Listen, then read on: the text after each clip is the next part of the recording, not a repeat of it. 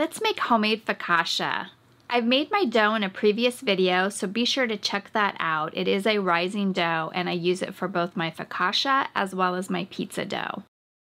So taking the dough, I'm just gonna go ahead and spread this out with my fingers. You can oil your fingers with a little bit of olive oil if you'd like, but you just wanna spread it out to the thickness that you desire. I like my focaccia to be a little bit on the thinner side, and the main thing that you want to do here is dimple that dough. So just take your fingers, the tips of your fingers, and just give that a good indentation. We're going to brush some olive oil on this, and it's just going to creep down into those little dimples, and it's just going to be so good. We are going to be assembling all of our toppings, and then we're going to let this rise before we actually cook it off in the oven. I do this a lot with the focaccia. I will do this with the pizza as well. So it just depends on how much time you have, but you will get a fluffier dough if you let it rise for about 30 minutes prior to baking.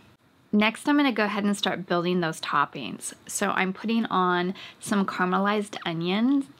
If you have never caramelized onions before, you're going to want to check out the caramelized onion video. So easy, and it is just delicious. You can put whatever kind of toppings you want on your focaccia. Again, I'm using caramelized onions. I'm gonna do some bell peppers, some green onions, some rosemary, and then I'm also going to do a really healthy grate of Parmesan cheese as well as Asiago cheese. I love that combination. I'm also going to be topping this off with some Maldon sea salt flakes.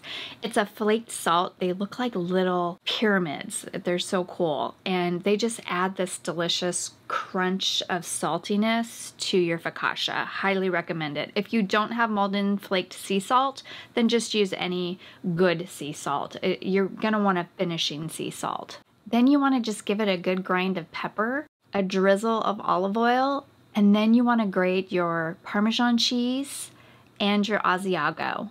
Go ahead and just set that off to the side and let it rise for 30 to 40 minutes. It's been 40 minutes and our focaccia has risen.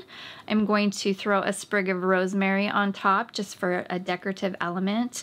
And you can see that our focaccia has risen quite a bit since we decorated it. So it is ready to go in the oven until it is nice and golden brown.